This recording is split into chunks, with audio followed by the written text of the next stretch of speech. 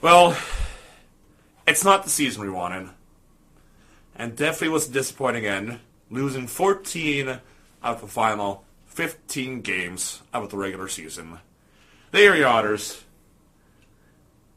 as proud as they've made us,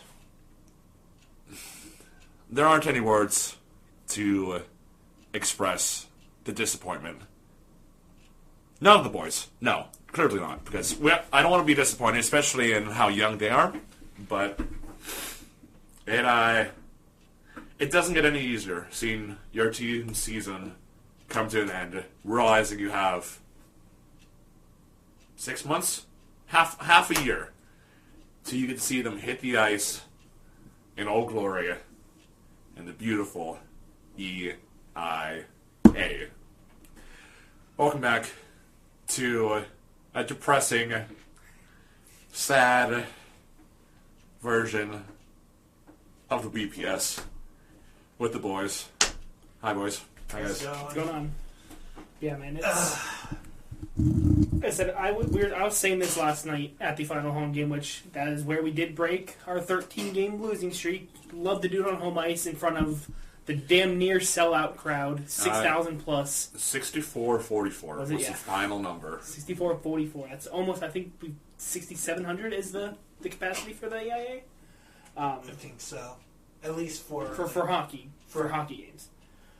So yeah, damn near sellout crowd for the final game of the season, and that just shows how good this fan base really, truly is. They come around when it matters. They come around when it's time to show the boys that we mean business, that we are behind them, no matter how bad of a season it is or will be or was, whatever the case is. 6,400 people to show up for the worst team in the conference, second worst team in the entire league. That's pretty impressive. I'm very proud of the Erie faithful that showed up. Otters Nation, man. Exact numbers. In the hockey setup, 67-16. In the basketball setup, 7,500. And 9,360 for the concert setup. Oh, wow. Yeah. Basketball could be anywhere between 6982 to 7,500, but I'm just going to say 7,500. So, and I think that's also withstanding. Yeah, when's the last time we had basketball at that arena, though? It's been quite some time. But still, it's there as an option. Yeah. Yeah, so for that big of a crowd to show up on that night, seeing where the team currently was, you'll love to see it. Like I said, Erie faithful, we show up when it matters. We show up when the boys need it, and they showed up last night, and I was very happy to see that. Yeah. Absolutely electric crowd. You know, game has literally no meaning for the future, yes, but for immediate near future playoffs, doesn't matter. We're done. We still showed up, and that you never would have guessed that how bad this team was, or that this team will not be playing in the playoffs in a couple days here. You would not have guessed that with how the crowd reacted last night. Just absolutely electric, and it was such a thing to see. And every single time that happens, it gets me so excited to come back for the next season. Oh yeah, definitely. Like I kept telling Kyle this, like we are, because I know him and we go support our neighbors next door to the EIA, but we was telling him, like, man, we're gonna go a little over a month into the baseball season. We're like, man, we missed the Erie Otters hockey already. Like, I mean, as good as the Seawolves have been the last couple of years, are we going to be as good this year?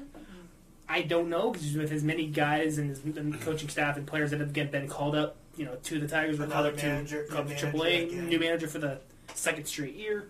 So again, we'll see how good they are, but I mean, it's literally right there. You could hit a home run off of that building. So we've seen players knock home runs over that building after I just told them that they couldn't swing all night. Dane Myers, fuck you, man. But no, like, we'll be sitting there probably even for the season opener here in 2 weeks. We'll be looking at that building and be like, man, I miss it already. During the interview, I remember when Trevor took us around the club level and to the other elevator that we didn't come up, but down to where like the Seawolves box office was. Yeah. Going out the door and looking over, it's like, oh, it must be nice being able to go, walk into the Erie Insurance Arena to go around in your own specific seats up there, just to be able to enjoy watching your neighbors next door. So I eventually would like to get some seats up there for a Seawolves game. I would love to at some point. I said no hit. Kyle and I, we watched a watch party up there. It was fun. It was fun, but like just sitting, like kind of overseeing the field. It's really nice. So cool up there. It's so cool. But yeah, man, this season has unfortunately and fortunately come to an end. I know these last 6, 7, 8 home games we've just been like, we just want the season to be over. We just want to put this season behind us. Let's pretend the season never happened. Especially 2026 as a whole. Did not win a game away from the EIA in 2026. Got a couple games where we got a point, forced a couple overtimes, especially earlier this afternoon in the season finale in Niagara. Forced itself and got a point against the Niagara team who is actually pretty decent this year, especially for Niagara standards. Me and Colin were joking about that. For Niagara standards, they're having a very good year. For league standards as a whole, they're probably going to lose here in the first round, but they're having a decent season. They really are. And we got a point out of them. I mean, were they resting a lot of their starters? Probably. I didn't get a chance to watch much of it. I know that starting. Should have been a penalty on deck. Yeah, it 100% should have been. Does it have any matter? No, but absolutely atrocious no call there on Michael Deck on the end on his breakaway. I don't think Jeff saw it, but we can show him here in a second. But I did not. Absolutely atrocious no call on Michael Deck there at the end. And of course, they go right down and they score game winner right then and there. And it's just shows that the refs just wanted to end their season or end the night early. You know, I mean, they probably stopped the work playoffs as well, but they just wanted to get out of there. Man, it's Sunday. I just want to go home, man. It is what it is, but like I said, am I glad the season's over? To a certain extent, yeah. Obviously, am I going to miss going to see those boys every week or every other week? Yeah, absolutely. But it was time for the season to end, man. It's been a rough one. It's time to officially call this season as part of our past and just look forward to next season. I was telling Colin again, look what happened the last time we were second to last in the league. We won the lottery, got first over pick, and brought in Matty Schaefer. So history does repeat itself. I also remember who else was in that lottery. You know, Niagara was so bad that they couldn't even win a draft pick, a number one draft pick. So, you know, who knows? Mm-hmm. But you know, honestly, if we could get just a good player out of this, whatever. I don't even know what the actual top prospects are supposed to be in this upcoming OHL draft, but at least if we can at least get a good pick and a good player, that'd be. Well, I know we were talking about this with a couple friends. Second to last game, I can't remember one of the St. Patty's celebration nights. Friday, it was the Friday night game, where the kid, I forget his name, was going to go up to be, exceptional status, whatever, got approved. I think that very day. Yeah. So he's expecting to go number 1 overall again. For right now, I can't remember his name. I know he plays for the Toronto Junior Canadians, I believe, is the team. He's the Doge team or whatever. But yeah, he's supposed to be really, really good. So, I could see him obviously going first. I mean, obviously we're locked into a top 4 regardless. So that's gonna be nice to see another very young talent. I know me and Colin were talking. I guess I'll pull it up right now, but just based off of OAs going into next year. Before we go into that, I was telling him who I think would be an incredible first line next year: Deck, Cooper, and Hetrick. Yeah. Oh. I think that'd be a really good first line. Especially with Cooper being, he's 16 now. Yeah, so. But as well as he played this year. Yeah. Especially that last month and a half of the season here. 11 goals. Yeah. On his rookie season as a 16-year-old. Yeah. Which is I think if I heard Trevor Cabella say this correctly, he is tied Carey Trance for the most goals in Erie Otters history for a 16-year-old rookie. Most goals, 11. So crazy. Yeah. Before we go any further, speaking of Trevor Cabella, want to shout him out on here. Don't know if he will listen, but again, cannot thank Trevor Cabella enough and the Otters communications team as a whole for giving us the opportunity, especially me and Colin specifically. No offense to Jeff, but Jeff, we were the ones that were. Me and Colin were the ones that were there. Especially Colin being the one that not only reached out but got the opportunity to do this, giving us the chance to interview Noah Erlin. night before his final game in Erie, in front of the EIA faithful. Again, just an incredible opportunity that we were given, and again, we're not going to stop saying thank you for that, man. It was, again, such an honor to meet Noah and just to get to know him a little bit more behind the scenes, and talk to him for a little bit more off camera too as well. So yeah, I think one of my favorite moments didn't happen on camera. It was after the fact, wrapping up, and I'm like, hey, give me 1 second, let me see if he'll pick up. And I call my manager, who he was born in Sweden, grew up in Sweden, talks the native language there. No, talks the language, talks the tongue. And like, hey, I'm here with Noah. Would you mind speaking a little bit of Swedish to him? And then, he's like, yeah, sure. And dude, I'll never forget the smile that went across Noah's face. So I pull my phone away while my manager's on speaker. I'm like, okay, Noah, this is my manager, Tim. He actually is from Sweden, speaks fluent Swedish, and he perks up. He's like, really? Okay. He was so unbelievably happy to be able to speak a fluent conversation in his language here, especially. I'm sure the only chance he probably gets to do that is if he probably calls his parents. Probably the only chance he gets to really do that. There's a couple other Swedish players around the league that he might get a chance to talk to in their native tongue, but not on a nightly basis, not on a consistent basis. So that was kind of cool. That was the biggest smile I think I could have seen from anybody. Honestly, he was so overjoyed that he got that chance to do that, and it was really glad that Colin got the chance to do that for him too. So that's really cool to hear, because it's not easy for these players to come across across the pond, play here in the in the States, stateside North America. It was just, I know it is tough, and I know his parents came to a couple games last season. They came earlier, midweek last week, to kind of watch him practice and play and whatnot. And they went out with Wayne Oaks and everything. So it was cool to see. And they were there at the arena last night to watch Noah play his final game in Erie, his 100th career start, getting his final win in Erie. It was absolute storybook night last night, man. It was everything about last night was incredible. They are such just the Swedish. I almost said Swedish. No pun intended, but they're the sweetest people ever. Jackson Shelton, protect them till the day they die. We know the Erie faithful, the EIA faithful is going to have their backs till the end of time now. Once an Otter, always an Otter, and we've always said that. We will always say that, whether it's for one game or 100 games, literally, or 101. We're going to be behind you 100% of the time, no matter what happens. You're always going to be. Yeah, no matter where you go or what they do, and that. You're always welcome back here in the area. 10,000 times out of 10. So. Yeah, I mean, you said you got a chance to meet them last night as well. I got a chance to meet them, talk to them a little bit, and during the time some of the season ticket holders are out on the ice, painting the ice, doing that tradition. And Mr. Irwin went over, and he stood in the little corner there where the refs come out and the Otters come out, and he's just standing there admiring. And I go up and is this normal over there? Do you guys normally do this? He's like, no, it's just big here in North America. I'm like, yeah, obviously Pittsburgh's known for doing that. Buffalo, Florida is big for doing that. And I kind of explained to him. He's like, okay, answer me this: over in the European League or in Europe. Obviously, the fans are divided.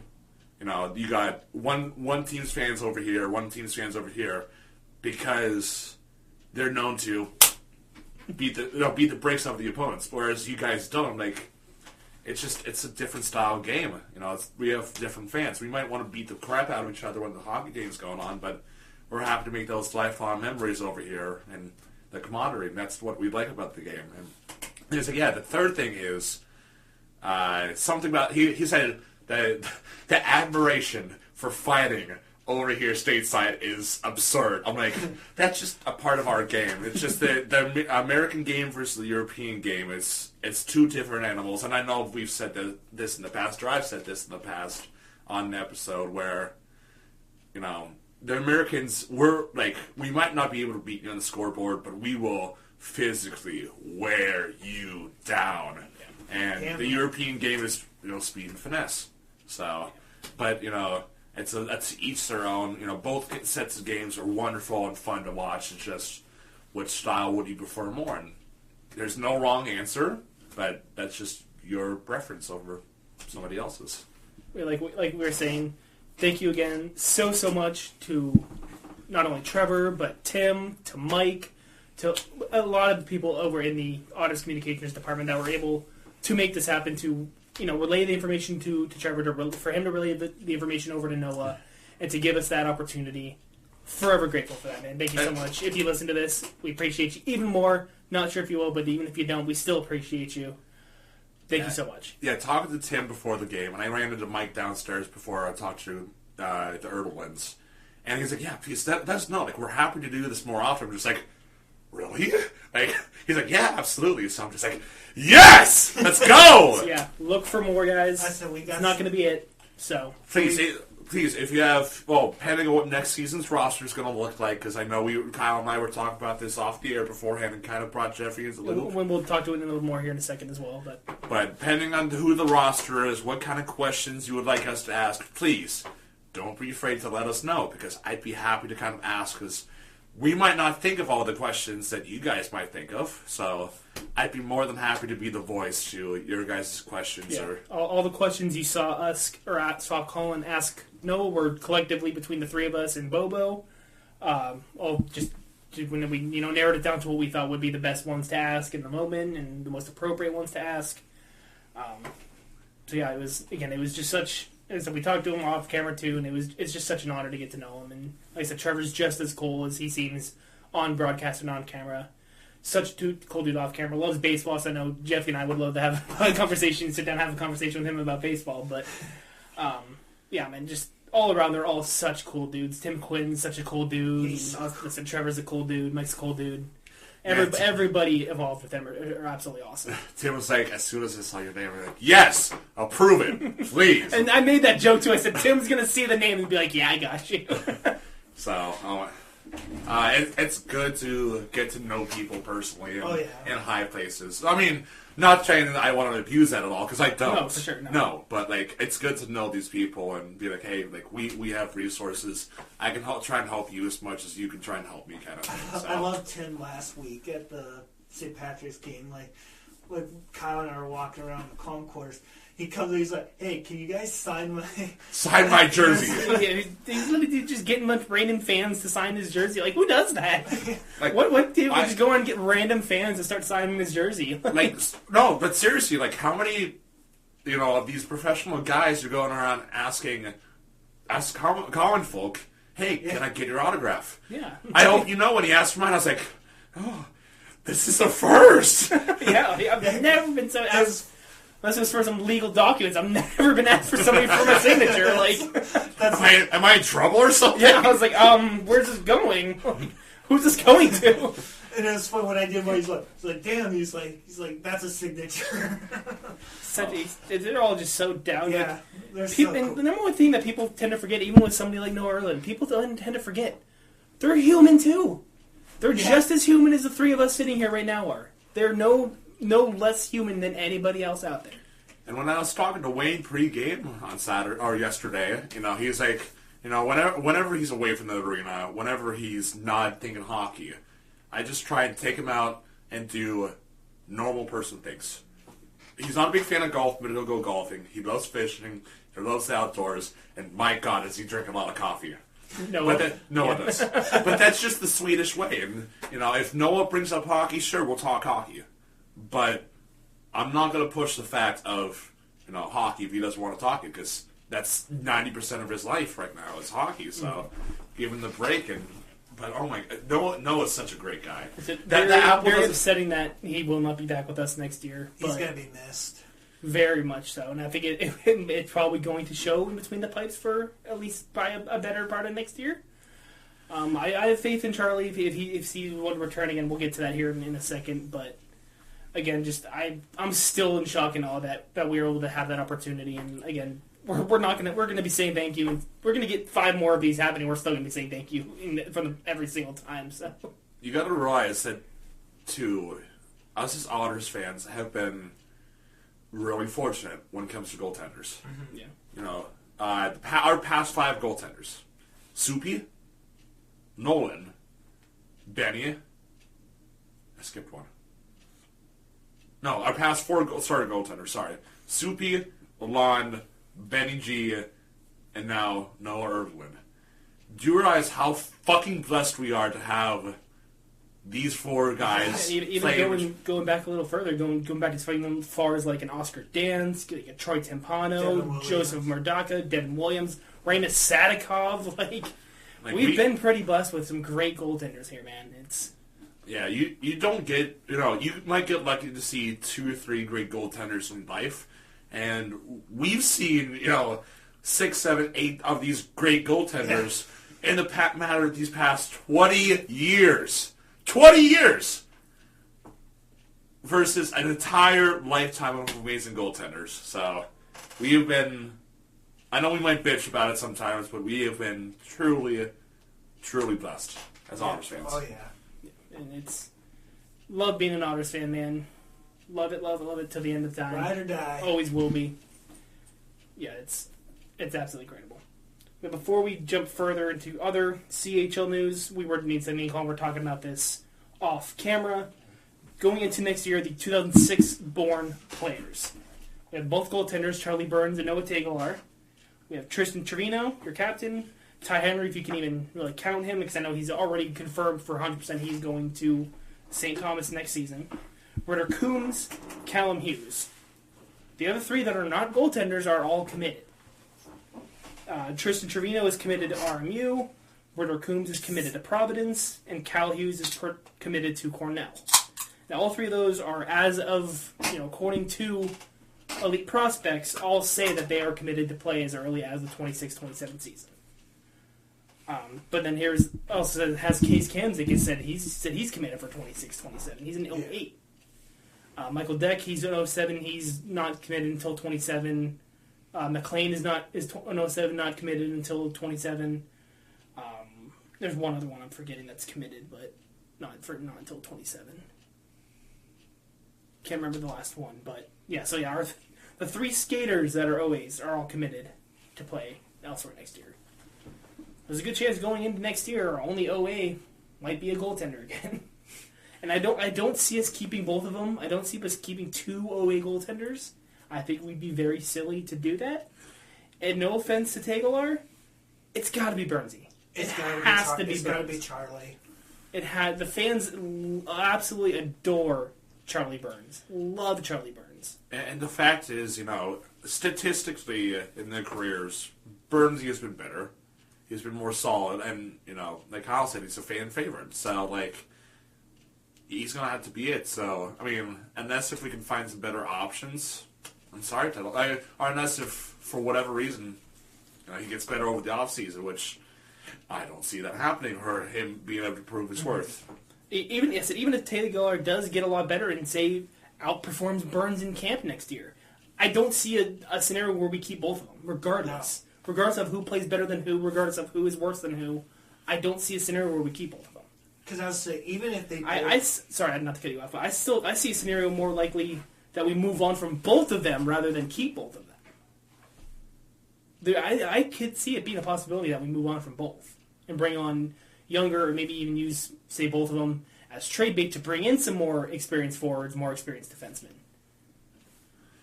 So we do have a very skilled, very young goaltender in Vaughn Barr that I'm sad we didn't get a chance to see at all this year. I know really thought we were going to, but we wish we could have. We have him to fall back on. Does he have experience in this league yet? No. But how are you supposed to get experience when you're going up against, what is one, Noah Ervlin, Charlie Burns, and now Telgar? Yeah. But again, Ervlin had no experience in this league when he came in. He was a starter the second he came in. Boom, he's our starter. Plus, he was at World Juniors, too. He had experience at World Juniors, so he probably played against some of the guys in this league, but playing for this league specifically, he had no experience. Well, you got to also remember the league that he played in, in Sweden is pretty comparable to, high-end OHL talent, low-end AHL talent. Mm-hmm. So, you're going to get the experience of, playing against top teams, even like the London Knights team of last year, where they could have been an AHL team. So, obviously, you knew he had the experience. Now, next year is going to be a whole different story with the goaltending, but listen, you got to throw one of the young guns to the fire soon. And it's going to have to be this next season because once, both, Telegar and Burns age out, unless if you drop a phenom like you did with Earlden a couple of seasons ago, like, you're screwed. Because then you start on page one, step one, you don't have a goaltender with any single OHL experience. That's what I'm saying. So that's what I'm saying. Like, I don't see a scenario where we do get rid of both of them, but I could see that before keeping both of them. Like, and that's what I was trying to get to. But Burns, I think, has to be the clear winner of who stays. Yeah. It has to be. If it was up to me, if I'm Dave Brown, or if I'm the GM of the Erie Otters, the ones that I am going to fight tooth and nail to bring back, committed or not, Cal Hughes, Ritter Coombs, Charlie Burns. Those are the three that I'm bringing in for OAs next year. That's actually was my three as well. Tristan Trevino, maybe. I mean, no offense. I mean, I'm not talking shit. I'm not saying he's bad. I wasn't impressed enough to bring him back as an OA, let alone the captain of this team. I know they gave it to him mostly because he is probably the best locker room guy in that locker room. Everybody loves him. He is the favorite of the locker room. He is the leader of the locker room, and that says a lot for the short amount of time that he's been here. He's only got here at the beginning of the season. But I'd be fine with bringing him back, but I don't know. He is, I think, the clear-cut number 4 option for the OAs next year, assuming we can bring all of them back. Coming from a defensive standpoint, a defenseman standpoint of things, he was at some points, a good chunk of points, our number 1 defenseman. On the PK, I know sometimes he ran the power play in the back half of the season, blocked shots, helped the goaltender out, obviously was a morale booster. I told Kyle he deserved a letter. Maybe not the C, but he did deserve at least a letter. And for a team with such inexperienced defense, you need that guy on the blue line. Be like, hey, follow me, boys. I will show you the way. Keep fighting, digging with me. I got you back the whole way. And we needed somebody like a Tristan Trevino back there, because otherwise, and I think he did. I think he did a good job doing that. I think so too. There's only so much he himself can do, and I said this to these guys and to the group of guys we were talking with the other night. I think there's a complete difference with shitting on or calling out individual players for playing badly, other than saying the team as a whole is not playing well. The team as a whole sucks. The team as a whole is not playing well. That is a completely different scenario than saying this player sucks, this player sucks, this player sucks. Complete difference. And that's why I'm trying to watch more Marks' sake. But the fact, that's just the matter of the fact is they're young, they're inexperienced. Yeah. I mean, the two most experienced guys at the end of the season were Blake Gowan and Lucas Ambrosio. Yeah. And Blake Gowan wasn't with us at the beginning of the season. No. He was a trade line acquisition, which I think was a great pickup. Disappointing we lost the 2 players who we did, yes. But I think he was a great trade line pickup. And especially, I was very, very happy with him, yeah. So he's definitely one guy that I'm happy. I hope he comes back next season. I hope he's a staple at that blue line. But I'd be disappointed to see Trevino go, but I'd be understanding why he had to go off to college to play or go elsewhere to play. Again, you need that number 1 go-to guy on the blue line. So I'll defend Trevino. I'll be happy to. Again, just from a morale and a player standpoint, because great player. Again, there's only so much he can do if whatever the guy behind him in the net is doing, or the guys in front of him trying to break down, get the puck away and can do. They're not doing their jobs. There's only so much he can do to help the guy behind him, and there's only so much the guy behind him can do compared to what he's doing. So, again, it's just as a team, we didn't get it done. We cannot get it done this year. I think I said this last episode. We just could not find our identity this year. We could not decide or figure out what kind of team we wanted to be. There are signs in stages where I'm sorry, I keep cutting off, and I'm going off. What's the word I'm looking for? Not stages, but phases of this team where we were very physical. We just wanted to do nothing but drop the gloves. Jackson Chow and Ritter Coombs specifically. No, that's all we wanted to do was drop the gloves. Hold on. With Ritter, that's why he was brought in. To stand up for those smaller teammates. That's the same way as Chalmers brought in, too. Well, mainly Chalmers, because, that's why he was brought in at the trade deadline. He's because, hey, I'm putting you on the line with Cato. Yeah. Fucking let him go off. Support him if you need to, but let him go off. And if somebody fucks with him, you go beat their fucking faces in. Yeah, and that's exactly what he did. Like that, I will not be upset if you... He was here for, what, 25 games, and he had, like, 5 fights? Attaboy shouting, man. I wish he was here for one more year, man. I liked him being a body in front of the net, too. Absolutely. That was nice to have. So, like I said, we had those phases where that's what we want to do. We had phases near the beginning of the year when we had the roster that we went into the season with, where we were putting up points, we were putting up goals, but that's when we kind of weren't getting the support on the back end. But then as soon as those guys left, that's when the goalies kind of started to step up. But then, obviously, we lost all of our biggest goal scorers, and our goal scoring wasn't very good to start after the deadline. And then, so the guys between the pipes, again, can only do so much when there's not much going on in front of them. So we just cannot find the team. If we can figure out the team that we can and need to be, I think we can do something next year. But back on track, because we're still spiraling out of control here, saying the same shit we've done before. So let's get back on track. Let's get refocused. But yeah, I agree with you, Kyle. Trevino, I think, will be the number 4 guy. The OAs. Number 1 priority is get Charlie back. Yeah. Number 2, deal with Chalgar. Hopefully get back Ritter and or Callum as your number 2 and 3. Trevino's number 4. Now, let's focus ahead here for the playoffs to be. I'm pretty sure the final game has wrapped up here. Between the Peterborough Peds and Oshawa Generals. Obviously, it didn't really matter on standings wise. It doesn't have much effects. 15 seconds left. Pete's are up 7-3. This one's all but over. So Oshawa will go out on a 7-3 loss. in Oshawa too. That stinks. So, looking ahead to the playoffs, playoff pictures are set. Both conferences, the whole schedule for the first round is officially out and up. We're going to go through series by series. Gonna kind of have a guess or prediction for how these playoff series are going to kind of go, and we'll go from there.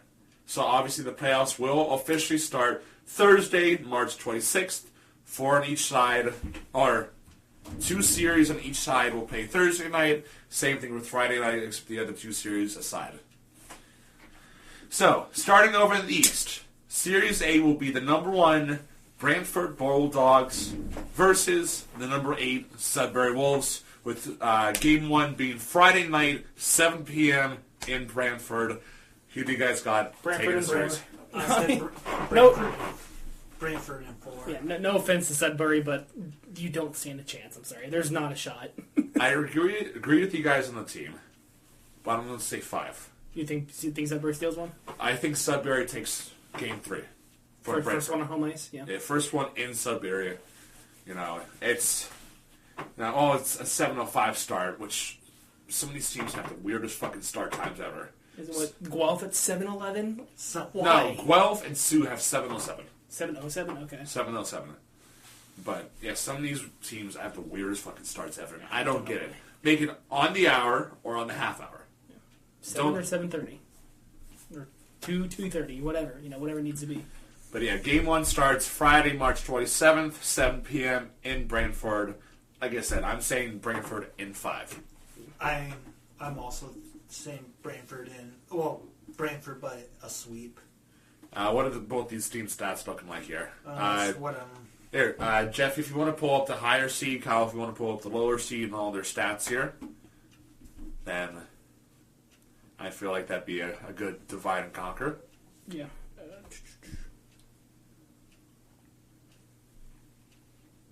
Yeah, Sudbury, their record on the year, 56 points, record of 27-39-2.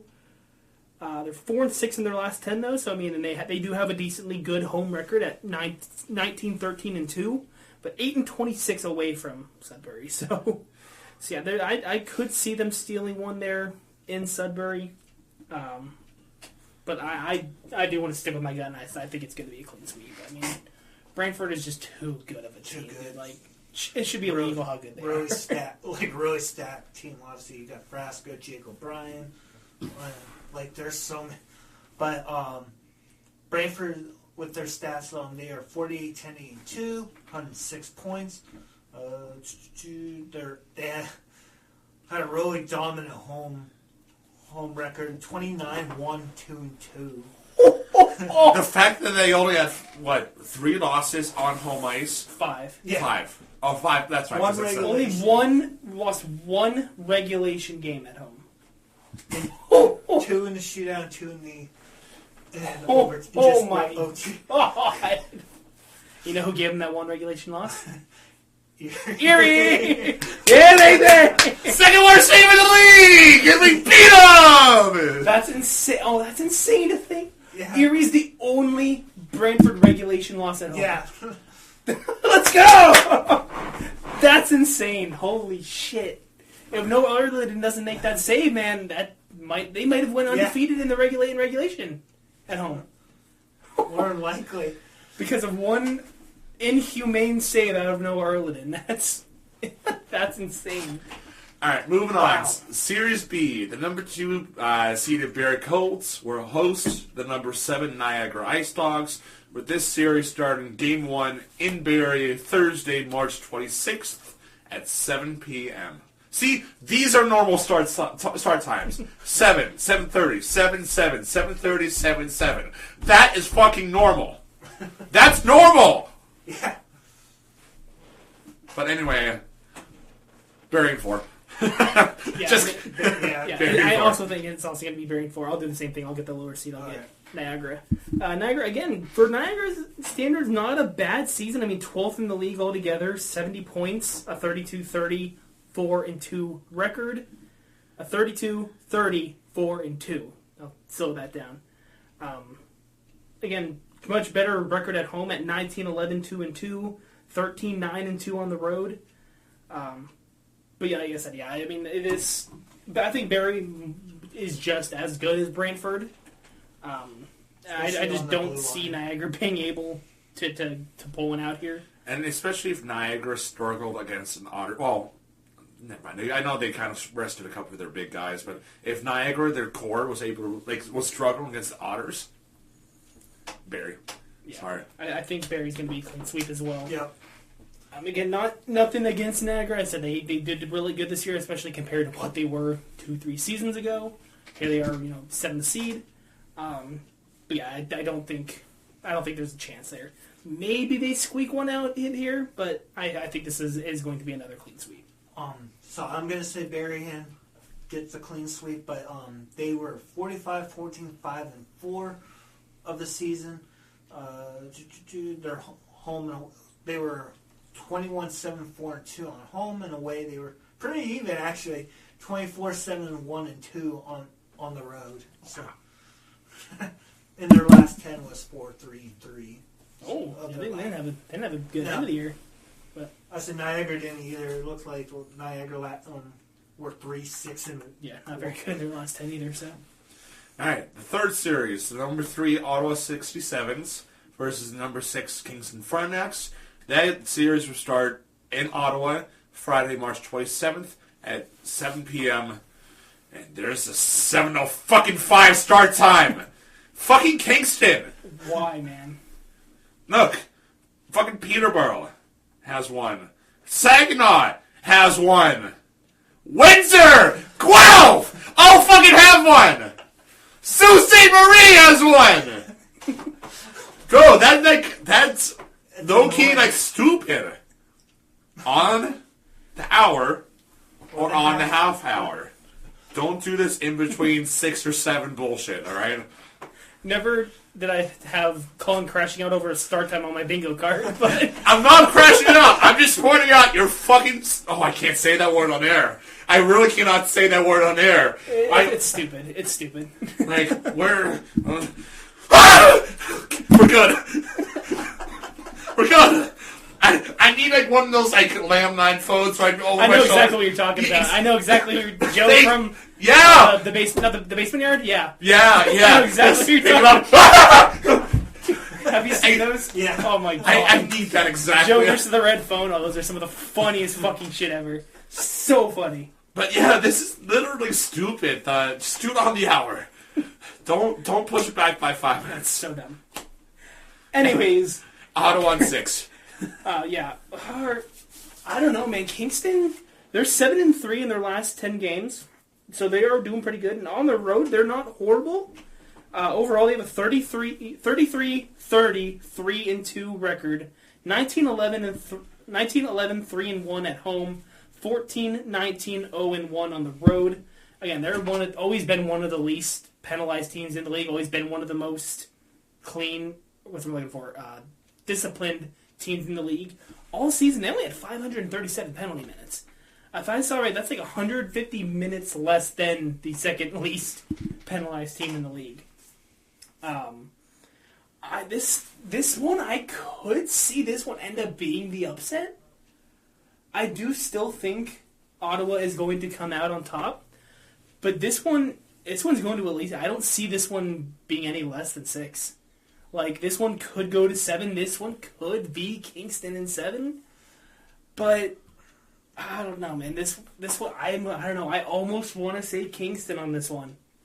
Like, they've been a good team the second half of the season, but it's tough. This one's tougher than some might think. Yeah. The second least penalized team in this league is Ottawa at 7-13. Yeah. So, like, okay, I'm not that much, but, like, Wait. yeah, no, so yeah, like 160. Sorry, no. Sorry. I'm wrong. 659 is currently the lowest. Yeah, 659 by Flint. So, yeah.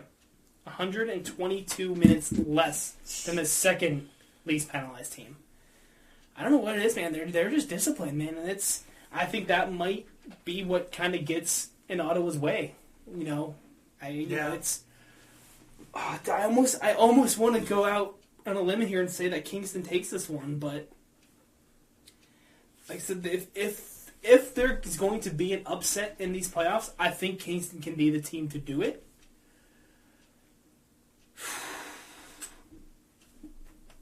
I'm gonna say Kingston in 7.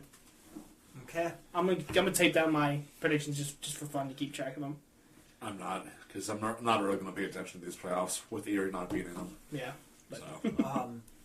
Ottawa's last 10 were 7-1-2, but they were 47-15-3-3 of the season, and they were 27-6-1 on home and 29-2-3 on the road. But I think I'm going to stick with Ottawa, but in 6. Okay. So yeah, Jeff and I say Ottawa in 6.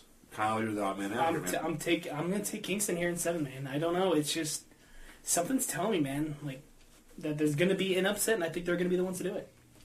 All right, the final series in the East between the number 4 Peterborough Petes versus the number 5 North Bay Battalion.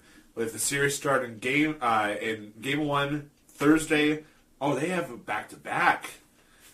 Because game 1's Thursday, March 26th, and game 2 is Friday, March 27th. Oh, wow.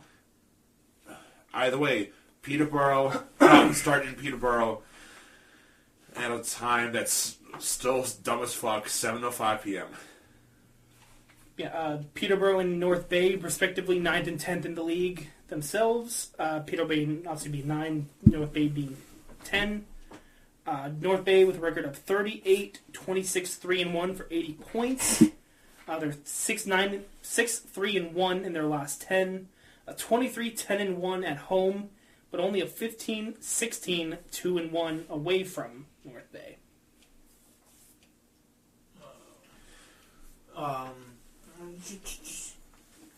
So the North Bay Battalion, they were in their last 10. They were 6. You're Peterborough.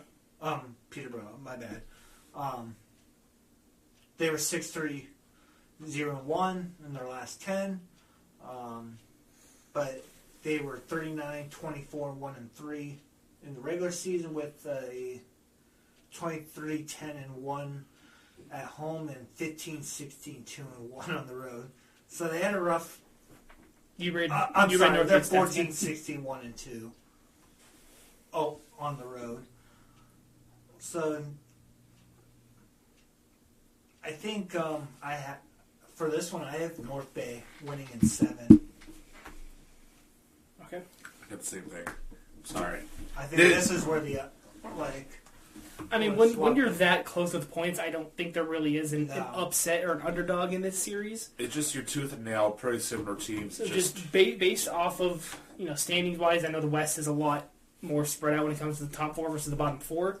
So this is probably the toughest one to call in the entirety of the playoffs. Well, top 4 versus bottom 4 is a stretch. It's what is it? You got the top 3, the middle 2, and the bottom 3. Really is what it's at. Yeah. So, but that's a conversation for us here shortly. So, yeah. But we'll get to there. But based off of the 4-5 series in the West, I think this is the toughest one to call. Yeah, this one is literally a coin flip. Yeah, I think the 4-5 series on both sides, you can go either way. Like you're splitting hairs. You're not really splitting hairs in the West with the series there, which we'll get to. But you're right there. So I mean, this is only reason I do want to choose Peterborough just because, again, based off of the better record, barely, but the better record. But I think I'm going to side with you guys here. And again, there's not an upset in this one. No. You're only a 2-point, 2 points more than the other team. I'm going to go with North Bay just based off of recent playoff success. I know Peterborough hasn't made it since they beat London back in the 22-23 season, I believe it was. Yep. I know the last 2 seasons they've been bottom of the barrel, like one of the worst teams. So, just based off of that, this specific team's playoff experience, I am going to go with North Bay. I'm going to say this one might even be as low as in 6. But, yeah, I'm going to say North Bay in 6. Okay. All right, moving on to the West. We got the number 1 seed, the Kitchener. I almost said Rangers. The Kitchener Rangers. I love the Rangers. Kitchener Rangers. Now, we got the Kitchener Rangers in the 1 seed versus the Saggy Nuts Spirit in the 8th seed with Friday night game 1 in Kitchener at the 7 o'clock start time. Kitchener at 4. Yeah, I'm sorry. I don't see a scenario where Saginaw even takes 1 here, man. It's going to be very similar to Erie versus Sarnia in the first round, 2017. We're going to see some 8-1, 8-2, 9-3 finals here, man. It's going to be pretty bad for Saginaw. So, yeah, I know Saginaw kind of clinched within the last week and a half of the playoffs. So Kitchener's been clinched since early February. Yeah. Well, they're the number 1 team in the league. Took the Midwest division, so it's no surprise that Kitchener's going to sweep here. It's going to be an ugly first round for Saginaw. Yeah. It's not going to be pretty. Yo, just think about it like this: after being Memorial Cup champs, they get back-to-back first round exits. Yeah. But yeah, Kitchener was 47-14-5-2 of the season. Their home and road 27-6-0-1 at the odd, and then 28-5-1 on the road, and 7-2-1 in the last 10. Yeah, Saginaw 26-34, 4-4 for just immediately 60 points. 5-4-1 in their last 10 though, so not horrible to finish off. But 13-16-2-3 at home, and 13-18-2-1 on the road. I don't see a scenario where Saginaw takes 1 here. Nope. I'm sorry, but I don't. A little bit other of landslide. The number 2 Windsor Spitfire versus the number 7 Guelph Storm. This series starts Thursday, March 26th in Windsor at 7:05 p.m. This is just a whole series of clusterfuck of start times. 05, 37, 07, 05, 37. Like, what the hell is that? What kind of start time do you pick there? If it doesn't start till 6:38, does Guelph automatically get a delay game to start? Like, how does Anyways, Guelph, 28-35, 2-3 on the season for 61 points. 2-8 in their last 10. 17-14, 1-2 at home, though, so split down the middle on home ice. But 11-21, 1-1 on the road. Whew. The Windsor Spitfire, for the season, they were 44-15-6-3. On home ice, they were 24-4-5-1, and on the road, 20-11-1-2 in their last 10. 7-1-1-1. I'm gonna say, honestly, I think Windsor. I think this is another dominant. I think this is another sweep for Windsor. Windsor sweeping the Storm. Yeah, for my final prediction, I am going to say it's another clean sweep. I could see Guelph stealing one. They might steal one of those in Guelph, but it's going to be tough. Guelph was only a point better than Saginaw, and I know Windsor wasn't as good as Kitchener, but it's a clean sweep. Yeah, there's another possible back-to-back. If that one goes to 7, I don't think it's going to go to 7, but if it does, there's going to be a back-to-back on Monday the 6th and Tuesday the 7th. But I don't see that going to 7, so I don't think we need to worry about seeing that. But, again, I'm going to finalize and say in 4, but I could see them steal one, but I'm going to say in 4 just to play it safe. All right, moving on to the 7th series. The number 3 Flint Firebirds versus number 6 Owen Sound Attack, with Game 1 being in Flint Thursday, March 26th at 7 p.m. Owen Sound better pack a couple cases of water. Because Flint still has nasty-ass water. I said the Flint Firebirds, they're 44-17-4-3 of the season. On home ice, they were 22-8-3-1. On the road, 22-9-1-2. In their last 10, they were 6-3-0-1. As for the Owen Sound Attack, 27-32-4-5 for 63 points. 6-3-1-0 in their last 10. At home, they are pretty much, again, pretty even at 18-12-2-2, but on the road they're 9-20-2-3. Oof. So, oof. if they're gonna steal one, it's probably gonna be back home in Owen Sound. But part of me wants to see another clean sweep here. But Owen Sound's gonna steal one. I feel like Owen Sound will definitely steal one. Obviously at home, but Flint and 5. Maybe Flint and 6 if they do, or Flint and 6 if Owen Sound pulls even a reverse card and says, "Here, drink your own nasty water," and they get sick for one game. But no, it's going to be Flint and 5. But I'm going to say another clean sweep here. I think Flint's going to take another in 4. I think the biggest, I think the one thing Owen Sound's going to have the toughest with is their being in the penalty box. I know they were one of the most penalized teams in the... I wonder why. Yeah. Owen Sound, 944 penalty minutes on the season. I wonder why. So I think that's good. If they're still very much always on the PK, I think that's going to be a big blow for them. But I think they're also going to... steal at least one on home ice, but Firebirds and in 5. If I'm not mistaken, looking quickly, they are the most penalized team in the league, just ahead of Barrie at 932. Let me wipe the shock off my face.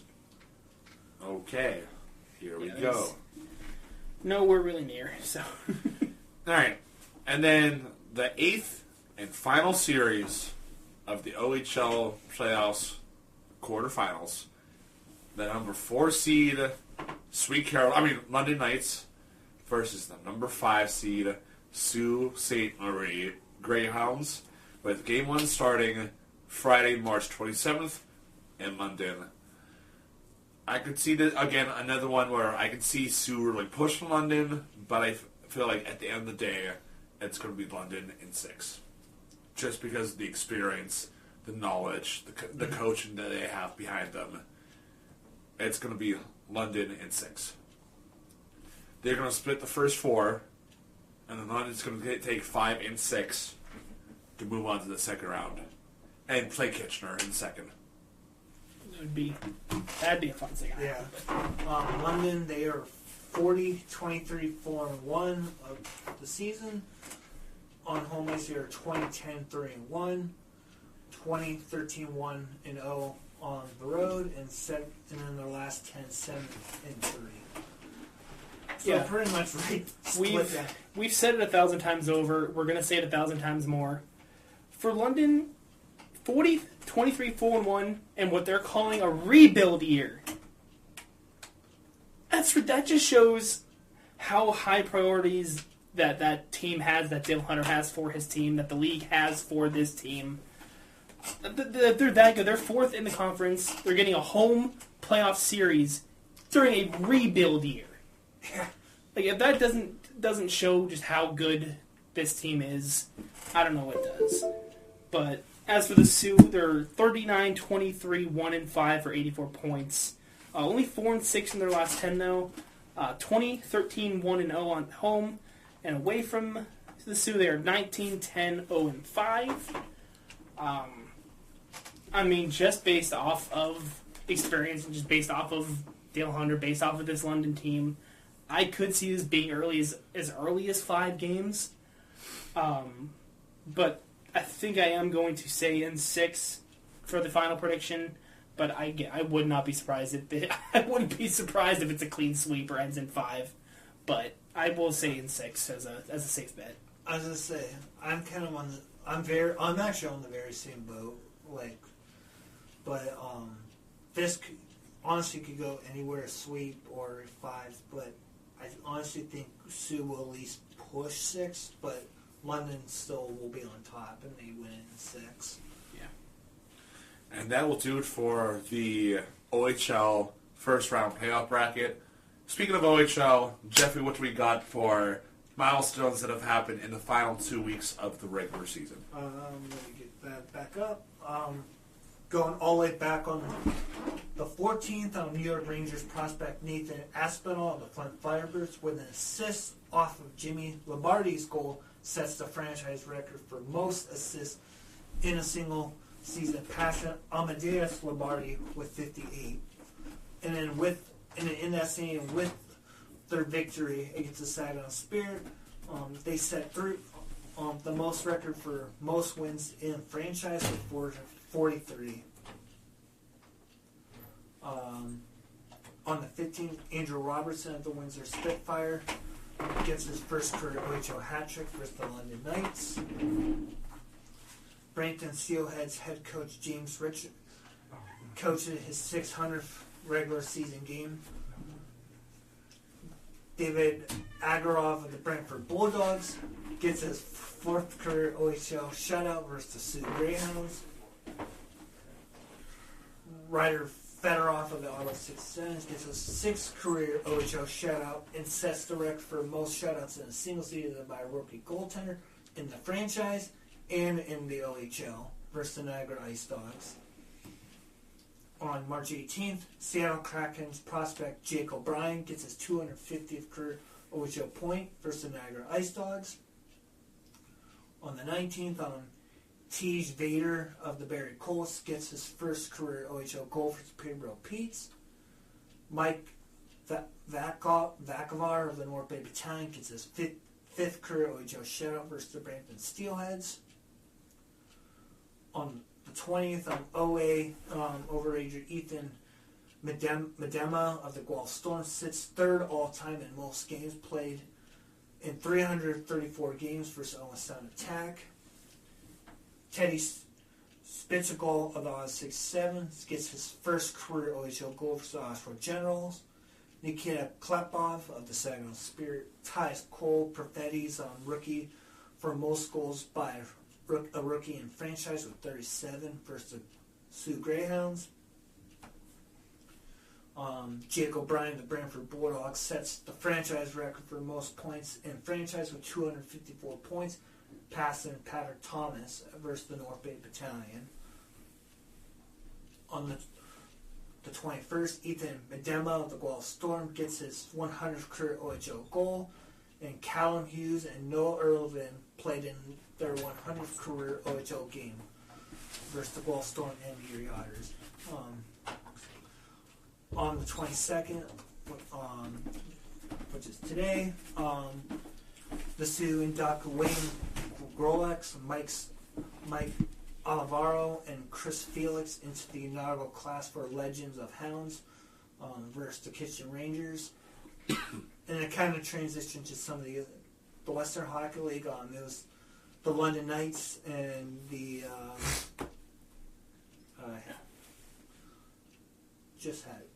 there it is.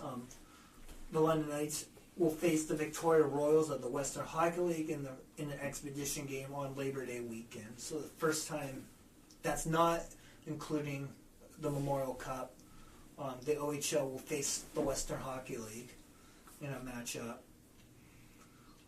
As we move with the Western Hockey League, on March 19th, Caden Stroder of the Edmonton Oil Kings gets his first career Western Hockey League hat trick versus the Calgary Hitmen. That's the only news for the Western Hockey League. In the Q, back on March 15th, William Shields of the Charlottetown Islanders gets his third career QMJ hat trick versus St. John Sea Dogs. Lars Steiner on the 20th. Steiner! Of the Norna Huskies gets his first career QMJ hat trick versus the Vorsti Vladar. And then Gabriel DeAngel of the Victoriaville Tigers, and Bill Zeman of the Blainville Baranda Armada signed their entry contracts with the Pittsburgh Penguins. I'm excited for Bill's on it, man. He's killing it. Yeah, he really is. Let's go, Pens. All right.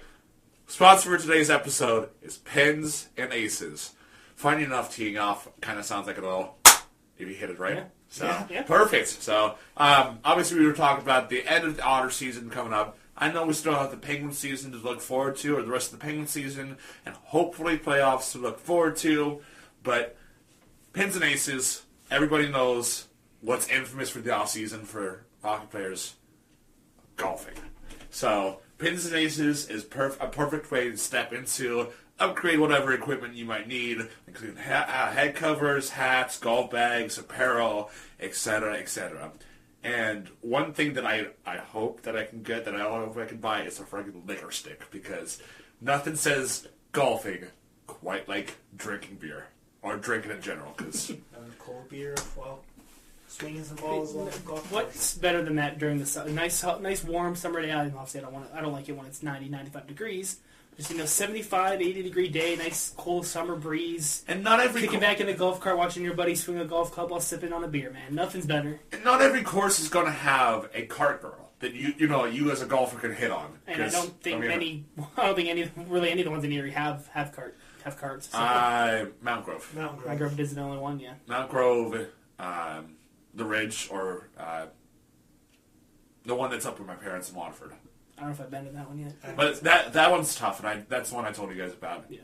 But that one's tough. The Ridge has one, and I think Whispering Woods does, but that's a club level. Like, they're pricey up there. But anyway, we're getting off topic. Well, not really getting off topic, but we're getting off topic. So, Pens and Aces, we'll have all your stuff, all your refresh needs for this summer for off-season of hockey. So go check them out at pensandaces.com. Use the promo code BUCK2026, that's B-U-C-K in all caps, 2026, to get 21% off your very next purchase. Thank you again to Pens and Aces for the sponsor, and back into the episode. All right, moving on to NHL milestones. Going back to the night of last recording, but I missed this one. Dominic Shine of the Detroit Red Wings scored his first career goal playing against the New Jersey Devils. The 32-year-old rookie, if you can even call him that, finally got his chance after playing 521 AHL games. So, congratulations to Dominic Shine. Finally getting your chance, and you proved yourself. Hell of a job, man. On March 10th, Ricard Raquel recorded his 300th career assist against the Carolina Hurricanes. Alexis Lafreniere recorded his second career hat trick against Calgary, as well as Mika Zibanejad recording his 800th career point. Jack Quinn of the Buffalo Sabres recorded his first career hat trick against the Sharks, as well as Alex Tuch played his 600th career game. Ryan Ufko of the Nashville Predators scored his first career goal against the Seattle Kraken. On the 12th, Noah Cates of the Philadelphia Flyers played his 300th game, and Vasilevsky became the 6th goalie in history with 9 30-win seasons. 3/14, March 14th, I don't know why I said it that way, March 14th, Jared Spurgeon played in his 1,000th career game. Anze Kopitar became the sole leader in points in the LA Kings history with 1,308, passing the Marcel Dion. And after suiting up for 990 consecutive career games, Brent Burns is now second place for most consecutive games played, passing former Ironman Keith Yandel, only behind the current Ironman Phil the Thrill Kessel. On March 17th, Nikita Kucherov recorded his 7th career hat trick. Elias Pettersson scored his second 200th career goal. And Sergei Bobrovsky played in his 800th career game. As a goaltender for 800 games nowadays is ridiculous. On March 18th, Cole Hudson of the Washington Capitals, thank you, Odie, scored his first career goal against the Ottawa Senators. On the 19th, Hunter Height of the Minnesota Wild recorded his first career point with an assist on a Nico Sturm goal. And Sergei Bobrovsky recorded his 53rd shutout of his career. March 21st, Josh Szymanski of the Edmonton Oilers scored his first career goal against the Tampa Bay Lightning. And just earlier today, Alexander Ovechkin became just the second player of all time to reach 1,000 career goals, including the playoffs. Only behind, not surprised, Wayne Gretzky. The great one, Wayne Gretzky. As I had just previously stated, Andrei Vasilevsky became the 6th goaltender with 9 or more 30-win seasons. Can you guys name the other 5? Marty Brodeur. Correct. Dominic Hasek. No, believe it or not. The Flower. Correct. It's going to be the King Henrik Lundqvist. Correct. Carey Price. No. Oh. Roberto Luongo? No. Miller. No.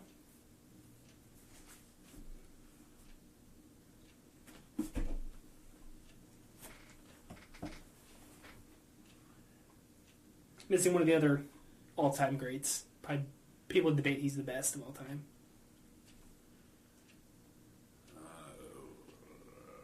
Number 30, 31? Belfour? That's not what I'm looking for, but that's one of them. Oh, shit.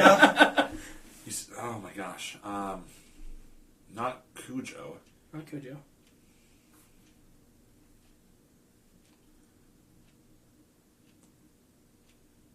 I'm not good with goaltender numbers.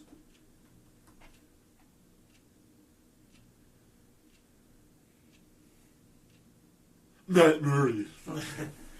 No, he might have been more like 39. 38, 39, 37. I was wrong. Looking here, 30 is Ed Belfour, not this guy. Canadians went on to play for the Avalanche. Oh, Patrick Waugh. Patrick Waugh, yeah. So that's 5. And then 6 was Vesey. Oh. So yeah, became the 6th. Yeah. Brodeur, Flower, Lundqvist, Vesey, Waugh, and Belfour. The only 6 goaltenders with 9 30-win seasons. And how long has he been in the league? 10 years? 10 years, yeah. I think he took over for Bishop in the 16. when he got into 16 playoffs against 16. Pittsburgh. And he kind of took over as the starter the following year. Because I was just watching the recap, like, documentary of the 16 Penguins championship, and they brought that up about Vazzy and it being the replacement. So I do remember that it was Vazzy was how he kind of became the starter for the Lightning. Since he became the starter in the, I guess he might have been considered more or less the starter in 2016-2017. But since he was 100% the starter since 2018 season, he has failed to not record a 30-win season. Even in the two shortened, the 1920 and the 2021, he had 35 wins and then 31 wins. 35 and 14 and then 31 and 10 in those two seasons, respectively. Dude, just it's a brick wall. He don't lose, man. Big cat, man. Unbelievable. All right, and jump into some. I don't think we've done this in a little bit actually. Our Puck Doku. Going across with the columns, you got the Sabres, the Flyers, the Avs. Going down for the rows, you got the Oilers, the Sens, and 50-plus goals scored in their NHL career. From Edmonton and Buffalo, Evander Kane. A couple different names we could put there. You can put Taylor Hall, you can put Evander Kane. Taylor Hall can do. We could do Buffalo plus and the 50-plus goals scored in their career. So, so we got. I always forget Evander Kane played for Buffalo. I always forget that. And then we got Taylor Hall. I don't think I had it. And do the right one because I'm pretty sure there's two. Oh, it's the bottom one, right? The one who only played in the 80s. So,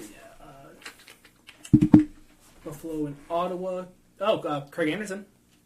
Buffalo and Ottawa. Yeah. I said Dylan Cousins also works too. Yeah, I think Anderson might be. Yep. A smaller percentage. I don't think. Not a lot of people remember him ending his career. I was going to choose Greg Anderson to begin with, too, because Sam Gagner for Philly and Edmonton. I think you're thinking Simone Gagner played for Philly. I don't know if Sam Gagner did. You're right. He might have, but I'm not. I'm not positive. Ottawa, Philly, Claude Giroux, yeah.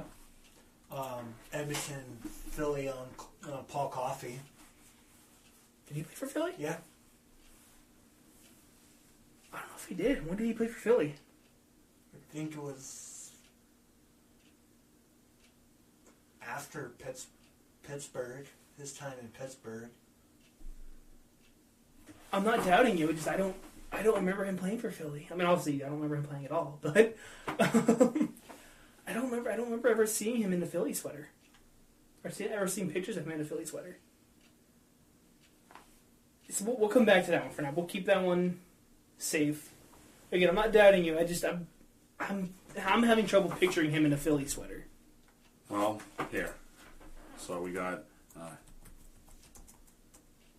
Zegras for Philly, 50-plus goal scorer in the career. Out of anybody you could have chosen, you choose Trevor Zegras. Well, look, 1%. So. Lindros is right there, man.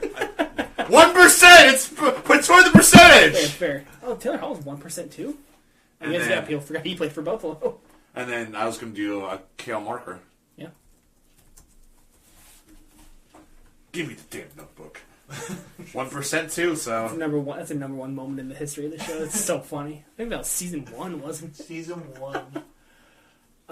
Colorado, Ottawa. Perron never made his way to Ottawa, his way to Colorado, I don't think. I know he kind of jumped around, but I don't think he ever went to Colorado. Matt Duchene, I don't know if he ever went to Ottawa. I think he did. I think he was part of that 16-17 team. Matt Duchene? I'm pretty sure he was part of that loaded 16-17 Senators team. With Stone. I'm more doubtful of yours than his, and I was really doubtful of his. Are you serious? Yeah. Oh, man.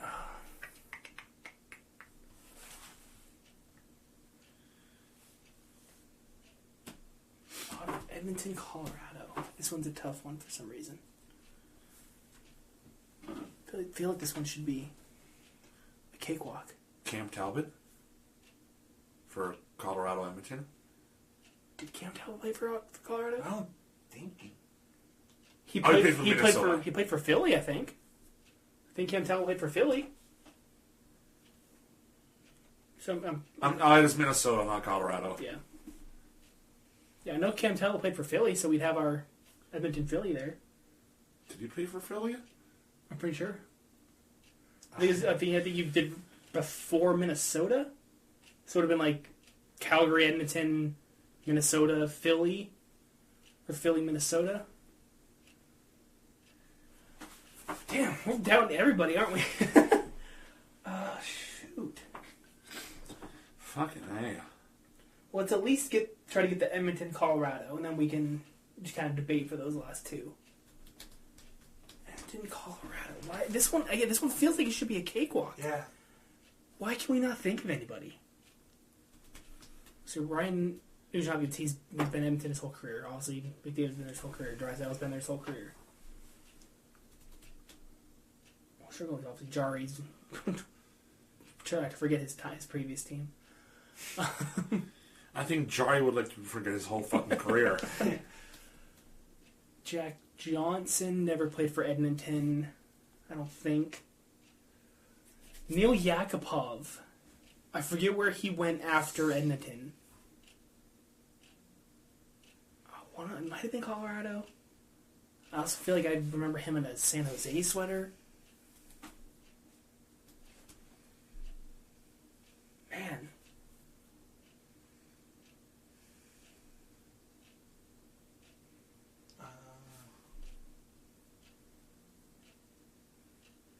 Why is this? No,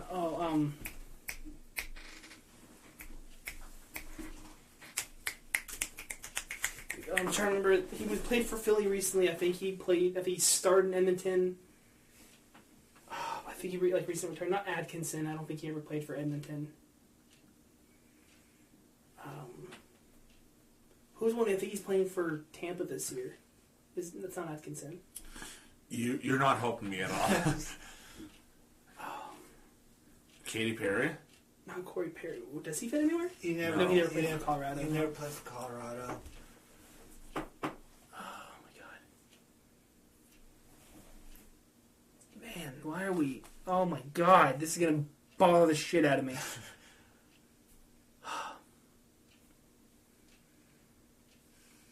Well, we have no other guesses. Do we want to put the two that we're not positive on? So the Paul Coffey for Edmonton, Philly? I'm more confident in Cam Talbot. I'm confident, obviously, in Paul Coffey. What do you believe more, Cam Talbot or Paul Coffey?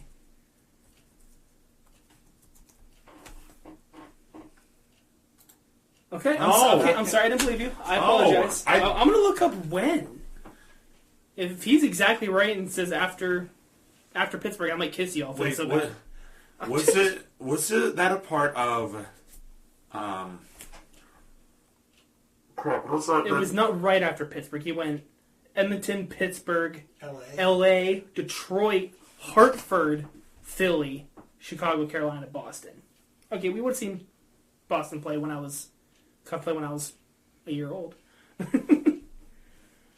Yeah, okay. Yeah, the only ones I remembered was obviously Pittsburgh, Edmonton, Philly, for some reason. He was traded to Philadelphia by Hartford in exchange for... No way! Hartford's third-round pick, Chris Millette.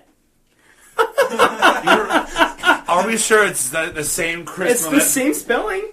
K-R-I-S Millette in the 1997 draft for Kevin Haler. Hold on. There's no way. If that's the case, holy... You're telling me that the head coach of the Erie Otters, Chris Millette, was involved in the trade for Paul Coffey. I mean, time frame, that sounds like it could have been right.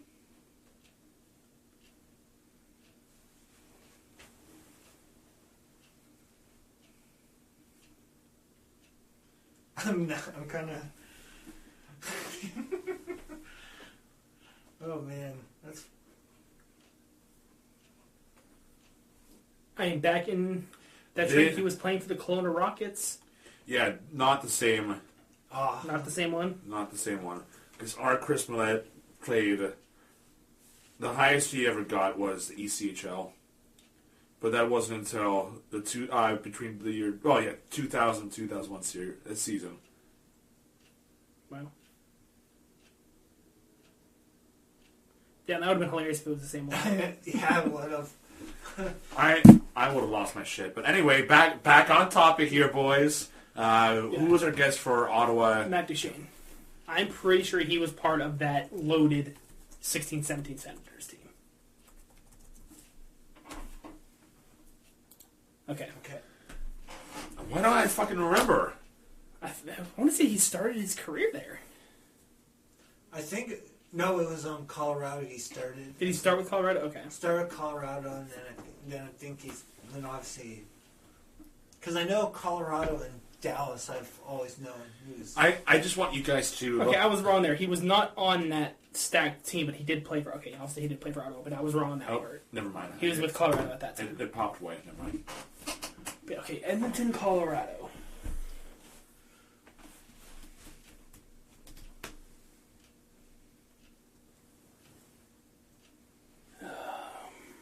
Trying to think of guys who make been journeymen. I don't got anybody, boys.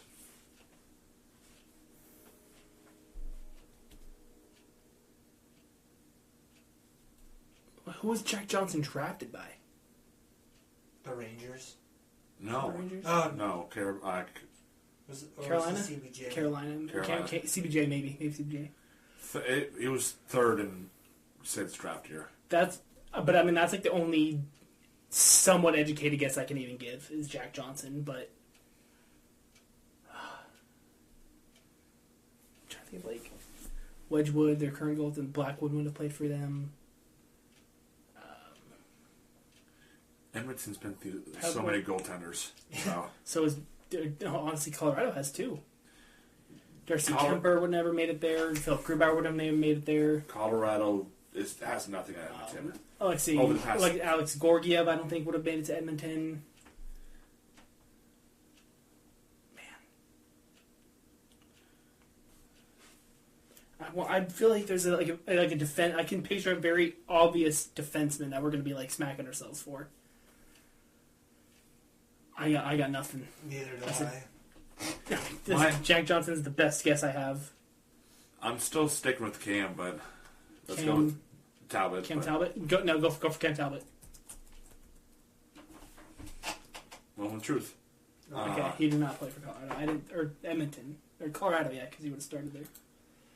Tyson Berry, Yari Curry. Neil Yakupov. I was right on Neil Yakupov! Brett Kulak. Oh, I was right on Yakupov! Dubnik, Broussard. Caleb Jones. Matt Hendricks. Oh, Chris Pronger for Edmonton. Was I right on Cam Talbot for that? Yeah, okay, I was right on Cam Talbot for that one too. Okay. Sam Gagner. So, you were right on Sam Gagner. Okay. So we all had one there. We were all right. Oh my god. We had so many different names you could put for that one. I was right on Neil Yakupov, dude. Was he there right after Edmonton? Oh, I forgot I had said that. Oh, we were right. Okay, he went to St. Louis for 40 for a season, then went to Colorado. I literally said that, dude. Oh my god, that's annoying. Well. Damn. Shit. Well, I think that is actually going to end this episode. We're already about almost an hour and a half into this episode, so if you guys did enjoy, you know what to do. Leave a like down below here if you're listening here on YouTube. If you're listening on Spotify or any of the other podcast streaming platforms, leave a like, leave a favorite, save the podcast, download the podcast, do whatever you need to do. Share it around to your friends. Check out Pins and Aces. Check out Pins and Aces for 21% off of your first purchase. Bunk 2026 for Christ's sake. BUCK 2026. Very easy. Just literally, if you do a couple extra motions with your fingers or your wrists, they save 21% on your order. It's not that hard. Once you do the first time, it should be an autofill because smartphones are the best. Yeah, absolutely. Mm-hmm. But if you guys enjoyed, do all the things that you always like to do. We appreciate you guys, and we'll see you in the next one. Bye.